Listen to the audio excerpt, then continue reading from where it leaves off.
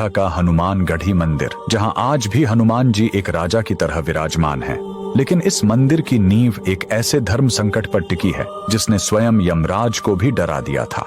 कहानी उस समय की है जब प्रभु श्री राम ने अपना अवतार कार्य पूर्ण कर बैकुंठ लौटने का निर्णय लिया। लेकिन एक अद्भुत समस्या सामने आ खड़ी हुई। अयोध्या में मृत्यु का प्रवेश असंभव था, क्योंकि जहां हनुमान पहरा दे रहे हों वहां यमराज भी कदम रखने से पहले 100 बार सोचते थे। प्रभु राम जानते थे कि हनुमान के रहते काल उन तक नहीं पहुंच सकता।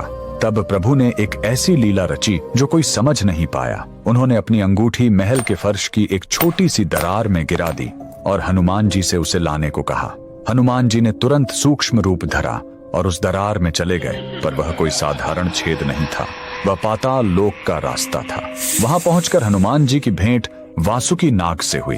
वासुकी उन्हें एक स्थान पर ले गए जहां अंगूठियों का एक विशाल पर्वत पड़ा था। हनुमान जी हैरान रह गए। तब वासुकी नाग ने कहा, हे पवन पुत्र, हर त्रेता युग में राम अपनी अंगूठी गिराते हैं और हर बार एक हनुमान उसे लेने यहाँ आता है। ये सुनकर हनुमान समझ गए कि यह समय का चक्र है और अब प्रभु के विदा लेने का समय आ गया है।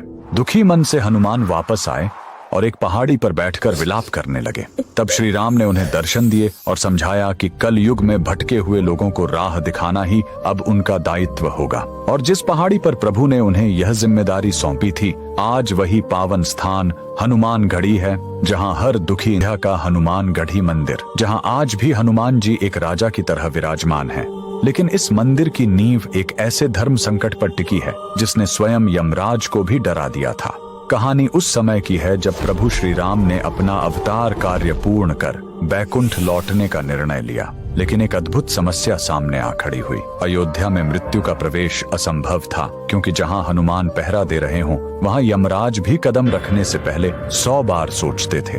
प्रभु राम जानते थे कि हनुमान के रहते काल उन तक नहीं पहुंच सकता। तब प्रभु ने एक ऐसी लीला रची जो कोई समझ नहीं पाया। उन्होंने अपनी अंगूठी महल के फर्श की एक छोटी सी दरार में गिरा दी और हनुमान जी से उसे लाने को कहा।